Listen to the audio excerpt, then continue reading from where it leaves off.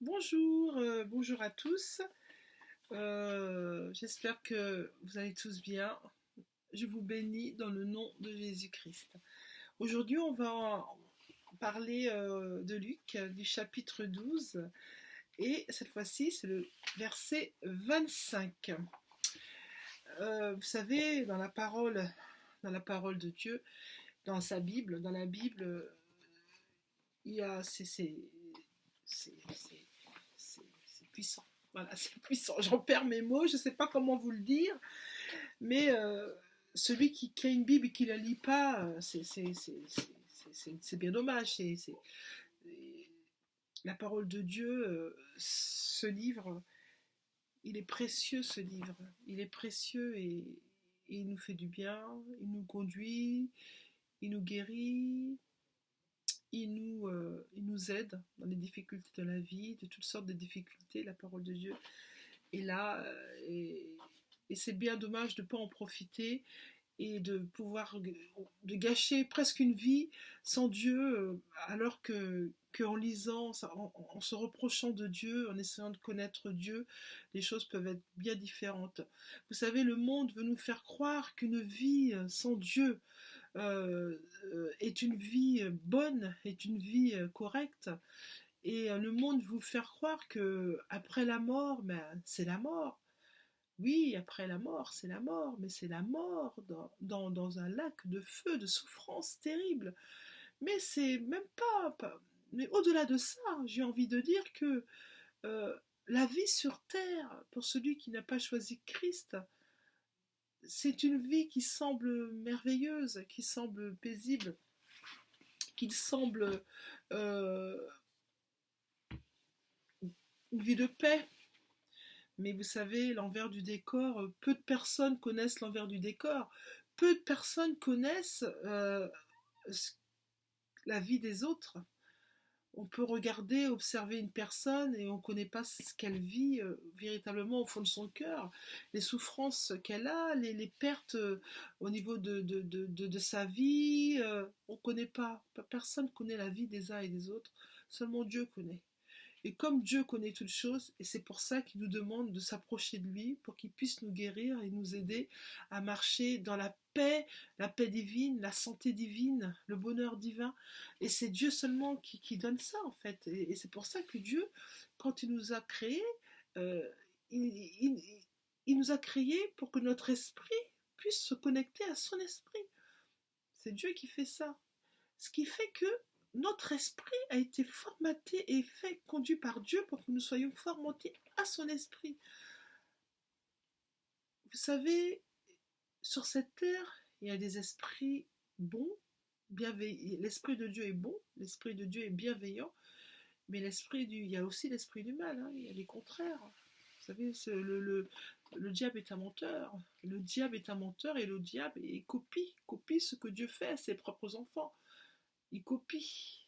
Et de ce fait, lui-même, il est esprit également et il peut essayer de troubler un petit peu la partie avec des êtres humains mal affermis et que eux-mêmes, ces pauvres êtres humains, pensent être conduits par une divinité, par un esprit magique, astral et j'en passe, alors que c'est juste Satan qui les manipule. Mais ils ne s'en rendent pas compte. Ils s'en rendront compte le jour où ils vont mourir et ils verront que c'est pas Dieu qui verront ce jour-là. Parce que Satan viendra les récupérer parce qu'il les a appartenus pendant toute leur vie. Vous savez ce qui appartient à Satan, Satan les récupère. Hein. Ah oui, ils partent avec Satan. Hein. Ils ne vont pas partir avec Dieu. Hein. Si vous faites le choix de ne pas marcher avec Dieu pendant toute votre vie, vous n'attendez pas à ce que Christ vienne vous chercher le jour de votre mort. Hein. Ce sera Satan qui va venir vous chercher. Hein. Mais c'est ça que beaucoup de personnes n'ont pas compris encore. Ils n'ont pas compris. Aujourd'hui, on commence à avoir beaucoup de témoignages sur des gens justement qui sont décédés et qui très furtivement et qui sont revenus à la vie et qui ont vu l'au-delà et qui reviennent en faisant un témoignage qui se passe réellement. Vous savez, ça fait froid dans le dos et ça fait tout drôle. Hein. Et ce qui est magnifique, c'est que Jésus les sauve et les ramène. Mais c'est pourquoi? Parce que Jésus connaît les cœurs. On peut pas dire aujourd'hui euh, que toutes les personnes qui risquent de mourir, qui sont à la porte de la mort, que Jésus va les ramener. On ne peut pas dire ça. Jésus, il ramène les gens parce qu'il connaît leur cœur. Il sait pourquoi il le fait. Il est Dieu. Il est Dieu et c'est lui qui se permet de faire ce qu'il veut. Parce que tout est à lui. Il a tout fait, il a tout créé. Il est Dieu. Il fait tout ce qu'il veut, quand il veut. On n'a rien à dire, on a juste à dire Amen. Il est Dieu et le fait qu'il soit Dieu, nous devons le respecter et nous devons surtout le craindre. Trop de personnes ne craignent pas Dieu. Il faut craindre Dieu. Dieu est un Dieu bon, mais c'est un Dieu aussi jaloux. Un Dieu patient, mais pas trop. Donc il faut le craindre. Quand je vois maintenant, de nos jours, beaucoup de films qui disent à tire-larigot oh mon Dieu, oh Seigneur, oh ceci, oh cela, oh là là, oh... Vous savez, à force de crier, Dieu dit dans sa parole que celui qui dit mon nom en vain sera jugé. On n'a pas à dire le nom de Dieu en vain. Si on appelle Dieu, c'est qu'il y a une raison. C'est pour le louer, l'adorer ou le prier. C'est pas parce qu'on fait un film qu'on n'arrête pas de dire le nom de Dieu. C'est pas possible. Il faut respecter la seigneurie de notre Père. Je vais lire la parole.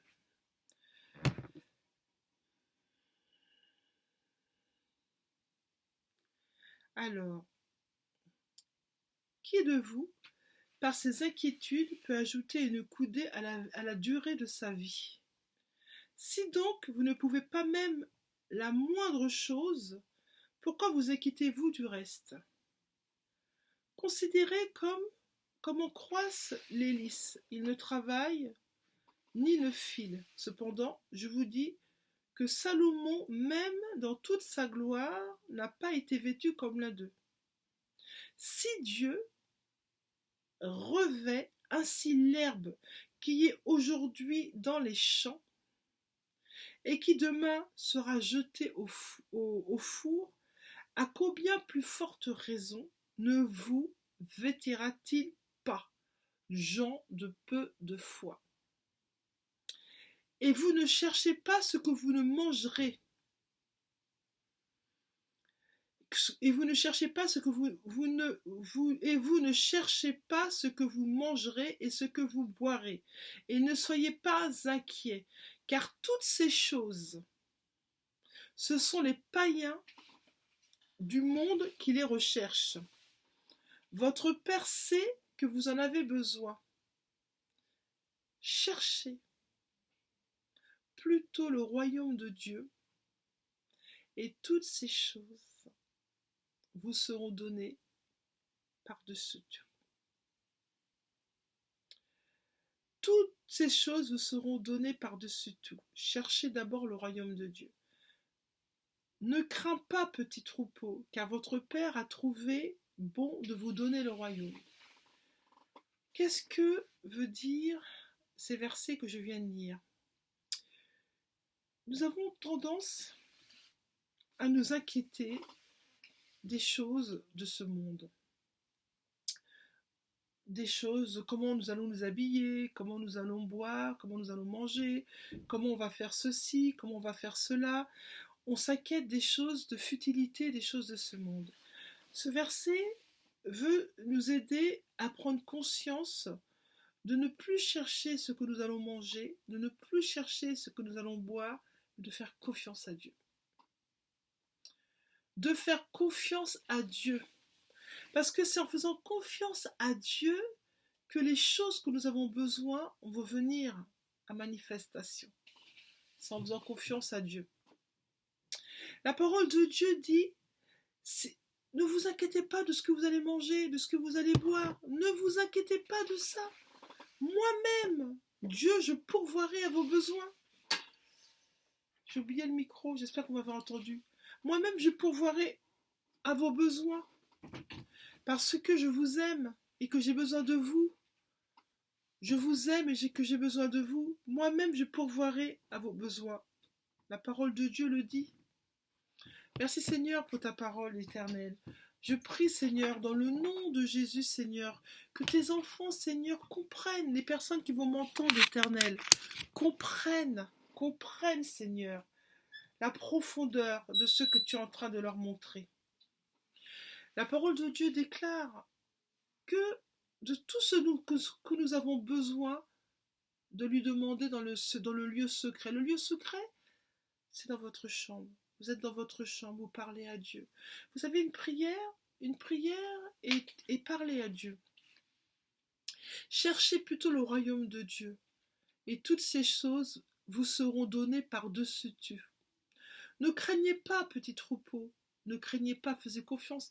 Ne pas craindre, c'est faire confiance à Dieu. C'est croire que Dieu va vous protéger et va prendre soin de vous. C'est le croire véritablement que Dieu est là. Dieu est là et Dieu va prendre soin de vous, de vos habits, des choses qui vous manquent pour vous et votre famille. C'est ça la foi. La foi, c'est croire les choses qu'on ne voit pas et c'est espérer que ces choses vont se manifester dans notre vie. C'est la foi. Cherchez premièrement le royaume de Dieu. Premièrement, cherchez le royaume de Dieu. Comment faire pour chercher le royaume de Dieu? En commençant à penser à Dieu, en commençant à donner de l'amour à notre prochain. Pensez au royaume de Dieu. Dieu est amour.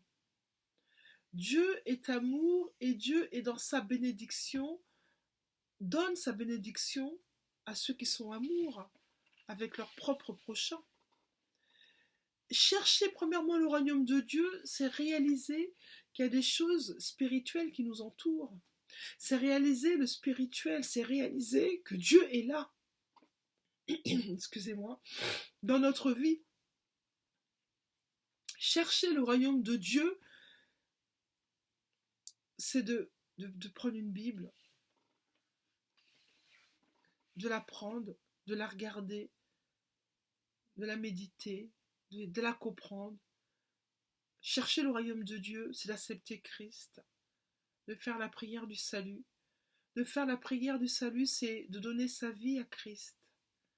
De faire une prière de renoncement, c'est dire adieu au péché, aux choses qui nous lient, aux choses qui nous font du mal.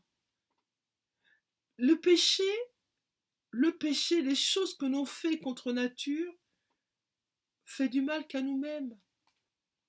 Et ça nous fait du mal à nous. C'est pour ça que la prière de renoncement, on renonce au péché qui nous fait du mal. Mais en fait, ce que Dieu demande, simplement, c'est de renoncer à ces choses, mais pas pour lui, c'est pas pour Dieu. Hein. Dieu n'a pas besoin de ça. Hein. De renoncer au péché pour vous-même.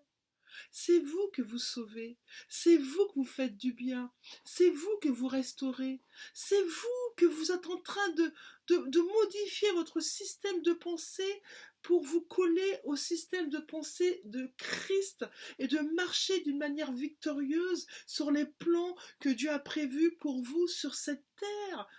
Les plans pour votre vie et les plans pour votre famille, vos enfants, votre mari, votre femme, votre frère, votre sœur. Vos parents. Dieu a prévu pour votre propre vie, en fait. Dieu n'a pas besoin de... En fait, Dieu, il est suffisant. Il est tout. Il est omniscient, il est omniprésent. Il est tout suffisant, il est tout puissant. Dieu est Dieu. Si Dieu prend la peine d'être patient dans notre vie pour nous ramener à lui, mais c'est parce qu'il nous aime, d'une. Et c'est qu'il veut que nous soyons heureux. Vous croyez que ça, de voir tant de gens souffrir dans le monde, vous croyez que Dieu est satisfait de cela? Mais bien sûr que non. J'entends souvent dire, mais oui, mais s'il y a un Dieu qui existe, pourquoi dans tel pays il y a la guerre? Pourquoi il y a ceci qui meurt? Pourquoi? Mais moi je vais vous dire pourquoi. Si le monde, les êtres humains, aujourd'hui même, se mettaient à genoux et priaient Dieu d'intervenir, parce que Dieu a besoin que l'on prie pour qu'il intervienne. Dieu nous a donné ce libre arbitre, c'est de le prier. Si le monde se mettait à genoux aujourd'hui même, prier pour tel pays, pour telle maladie, pour tel virus, pour tel blocage, pour tel malheur dans sa vie, si tout le monde se mettait à prier, je peux vous dire que la vie du monde changerait. Mais le problème, c'est que les gens ne le font pas. Et après, les gens, ils disent, ah bah pourquoi Dieu, il n'intervient pas? Mais moi, je vais vous dire, vous demandez pourquoi Dieu il n'est pas intervenu par rapport à telle situation. Moi, je vous pose la question. Est-ce que vous avez prié pour que Dieu il intervienne? Je vous pose la question.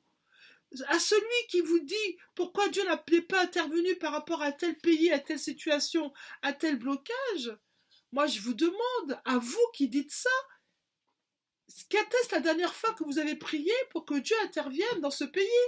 C'était quand?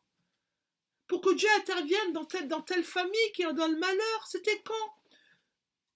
Bien sûr, vous allez me dire, j'entends penser, oh bah oui, le jour de la mort de mon papa, il a prié à Dieu pour que Dieu le sauve, Dieu l'a pas sauvé. Bah excusez-moi, mais c'est pas non plus voilà, Dieu, on respecte Dieu, on le respecte.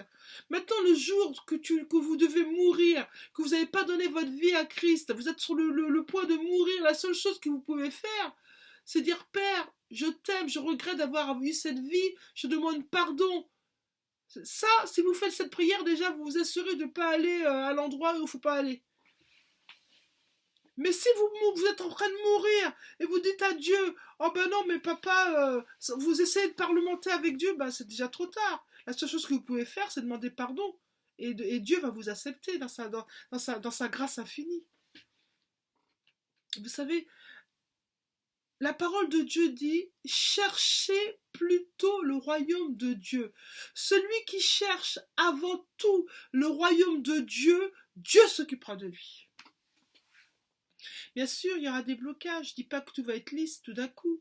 Il y a des blocages parce que l'esprit de ce monde, l'esprit malin, le mauvais, le menteur, lui, il rôde pour nous faire du mal, pour empêcher que ces bénédictions viennent sur notre vie. C'est son objectif. C'est de ramener le maximum de monde avec lui dans ces lieux de tourment. Il veut être avec ces gens-là. Mais les gens ne réalisent pas en fait ce qui est en train de se passer. Il emmène par milliers, par masse. Allez-y, écoutez ces musiques sataniques. Faites-vous ceci. Allez coucher à gauche, allez coucher à droite. Mariez-vous entre vous, hommes et hommes, femmes et femmes. Allez, c'est normal, c'est bénissant. Faites-le. Mais ce qu'il veut, c'est que vous faire croire à vous que la chose est normale. C'est son jeu, c'est son rôle. Il joue son rôle. Il joue le jeu. C'est à vous, être humain, de savoir la notion du bien et du mal. Choisis le bien et tu seras avec Dieu. Choisis le mal et tu seras avec l'autre. Hein. Voilà, c'est pas. Cherchez le royaume de Dieu et toutes ces choses vous seront données par-dessus.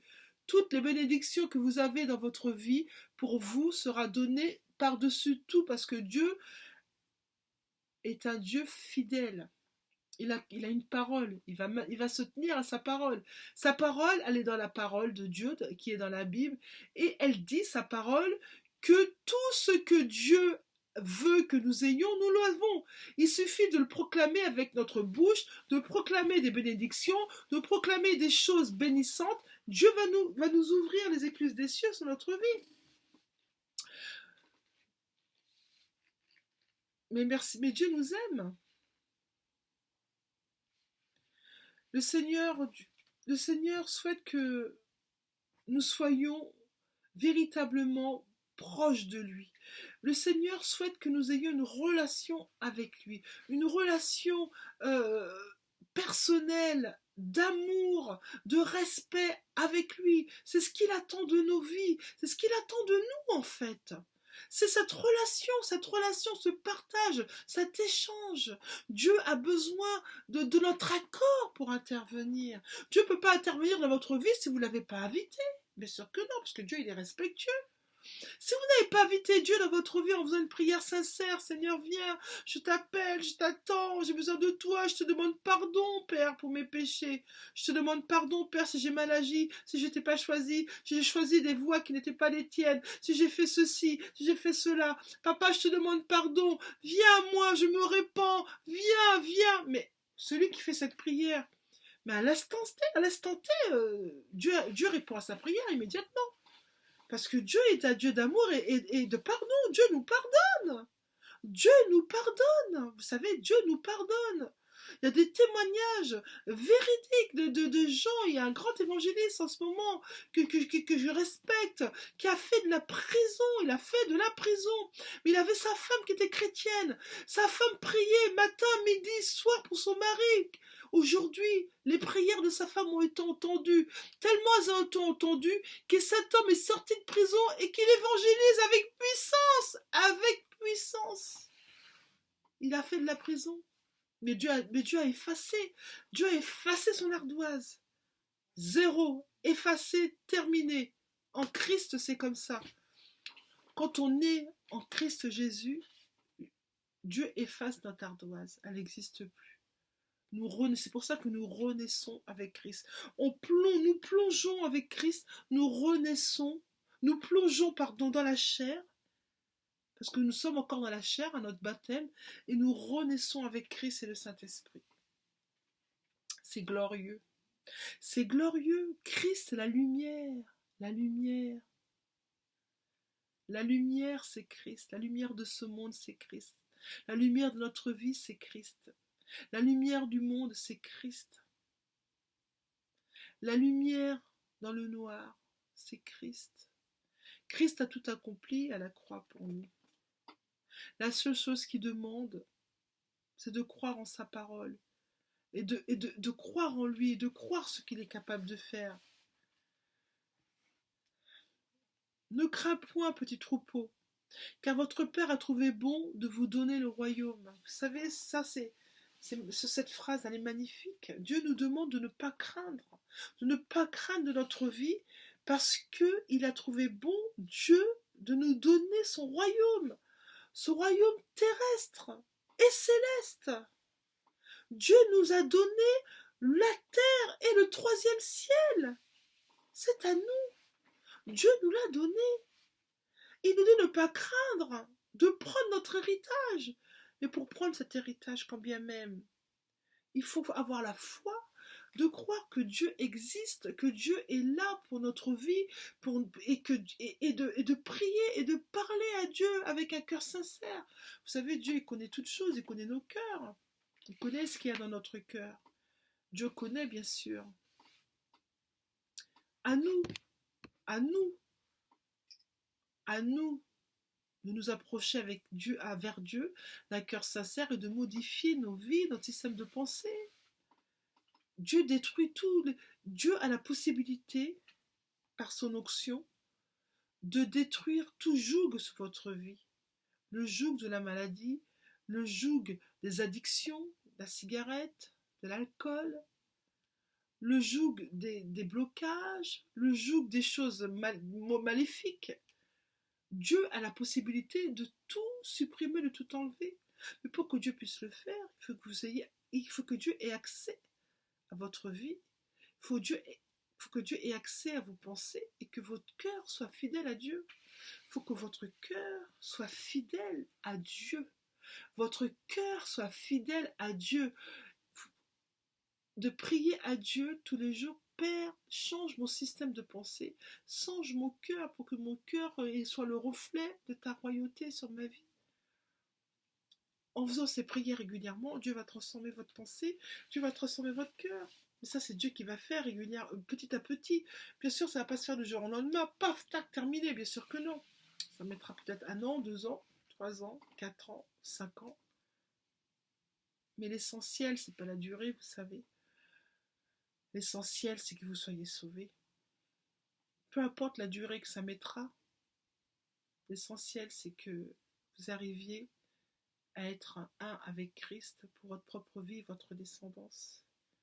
Dieu vous aime et Dieu a besoin de vous.